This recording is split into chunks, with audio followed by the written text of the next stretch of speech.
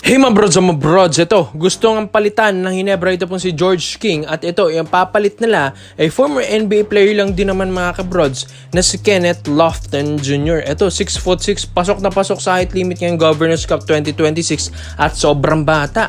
23 years old lang bro niyan, 23 anyos lang pero nag-NBA na ito dati. Nung teenager pa lang ito, nung Memphis Grizzlies mga kabrods ito pong si Kenneth Lofton Jr. Tapos napunta ng Philadelphia 76ers and huli niyang laro sa NBA sa Utah Jazz noong 2024. 2 years ago lang yan. So napaka-fresh pa niyan ni Kenneth Lofton Jr. Tapos ngayon, naglalaro ngayon sa Shanghai Sharks sa CBA at tinanghal pang international MVP ito dyan sa Shanghai Sharks noong 2025 So meron pa itong 2-time CBA club champion noong 2025-2026 tapos CBA rin na finals MVP na nag-champion yung Shanghai Sharks noong 2026. Nag-NBA G League Rookie of the Year na rin ito noong 2023. Tapos All-International Team ng CBA, 2-time CBA All-Star pa. So talagang dinodomina ni Kenneth Lofton Jr. Ito pong China, mga kabros, nakapag-champion sa Shanghai Sharks. Tapos talagang siya pa mismong nagpa-champion yan dahil siyang tinangal na finals MVP kasi. Noong 2026, ito pong si Kenneth Lofton Jr. Laruan kasi nito power forward Talagang power ang laruan nito mga brods, mapa-depensa at mapa-opensa. Well, ang layo nga daw ito kay George King. Well, itong si George King, sabi rin ni Mr. Snow Badwa na may attitude problem tapos may mga problema nga rin ito sa training camps sa SMB. Kaya talagang gustong palitan ito ng SMB. And wala naman na rin bago sa San Miguel Beermen kung magpapalit sila ng import dahil sanay na tayo, napalit sila ng palit ng import. Kaya nga ito pong si Kenneth Lofton Jr. pinaka-potential na pwedeng ipalit kay George King Ang layo kasi ng laruan nito. Ito, maganda pang attitude. Ito, nag-NBA pa. Hindi rin basta-bastang NBA player nito mga bros. Magaling na NBA ito pong si Kenneth Lofton Jr. Talaga makikita mo dyan sa Memphis Grizzlies, sa Utah Jazz na isa ito sa talagang inaasahan dyan kahit medyo limitado lang minuto neto. Pero mga kabros, effective ang paglalaro neto.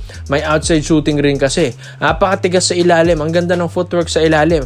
Talagang matutulungan pa sa depensa. Ito pong SMB squad. Ang daming pwedeng maitulong neto ni Kenneth Lofton kaysa kay George King mga kabros at napakalayo. Kaya nga gustong-gusto ng SMB na makuha ito. And dito sa Shanghai Sharks kasi medyo mataas kasi ang value niya dyan. Medyo mataas ang kanyang kontrata niya dyan.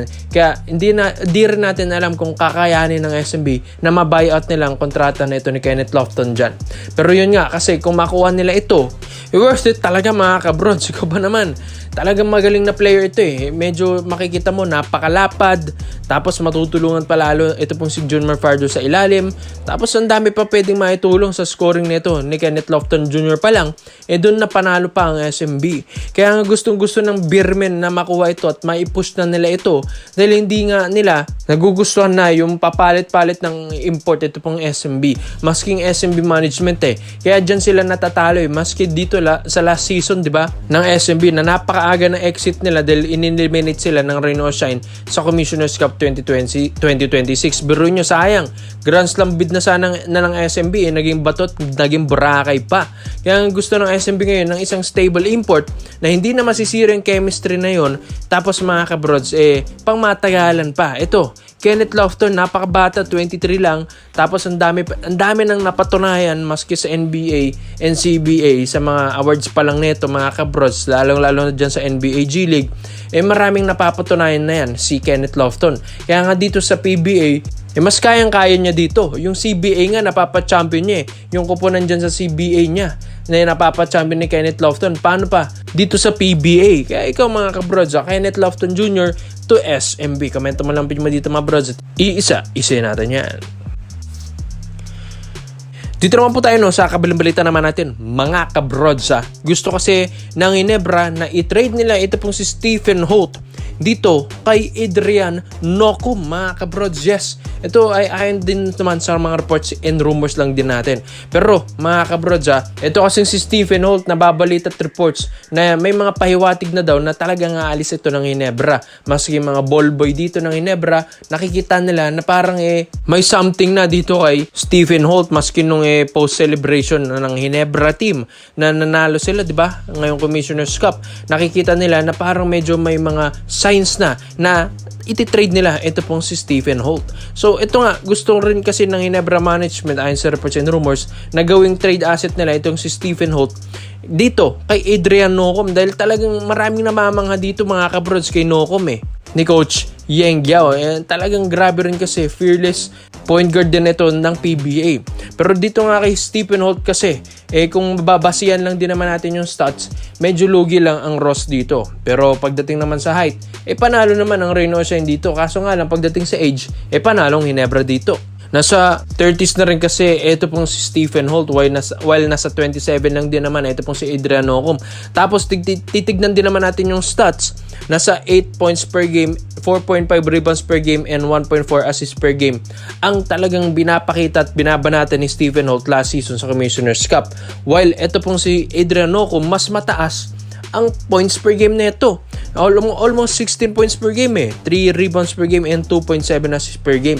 Talagang ito yung pinaka-inaasahang player ni Coach Yeng Guiao. Kaya nga medyo mahirap kung tutuusin, kung talagang i-offer ng Ginebra si Stephen Holt, dapat may add yan. May mga draft picks na add yan. Hindi pwedeng mga one-on-one trade yan. Kahit sabihin natin, mas malaki si Holt, 6'4 yan, 6 flat lang si Adrian Nocum, pero mas maraming nagagawa si Adrian Nocum. Mga kabrods, doon na tayo sa reality. Mas maraming nagagawa si Nocum kaysa kay Stephen Holt. Kaya dito sa trade na ito, medyo lugi lang talagang Reno Shine dito mga kabrods. Kaya kailangan mag-add pa ng Ginebra dahil mas bata pa yan si Nocum, mas marami pang pwedeng maigawa yan dito sa PBA at sa Ginebra squad at marami pang naitutulong nito pagdating sa scoring lang. Napakataas pa tumalon, di ba mga kabrods? Tapos shift na point guard, magaling na point guard, talagang walang takot na point guard, maski import, maski nga si Bolbol, binabanata nito ni Adrian Nocum. At yung pagdadrive pa lang nito mga kabrods, yung mga walang takot na drive, fearless drive ni Adrian Nocum, yan yung mga signature moves ni Nocum. Magaling na finisher yan, magaling din na fast break player yan, and backcourt rotation ni Coach Yeng Guiao. Talagang si Adrian Nocum ang nakikita ko talagang magaling na point guard ni Coach Yeng, and nakikita ko rin dito sa PBA, one of the best point guard na para sa akin yan si Adrian Nocum. Napaka-athletic na player, napakataas tumalon. Sabi nga nila, parang mas athletic pa ito kay Scottie Thompson, or parang ito yung susunod na Scottie Thompson, pero mas scorer, mas magaling na ball handler itong si Adrian Nocum.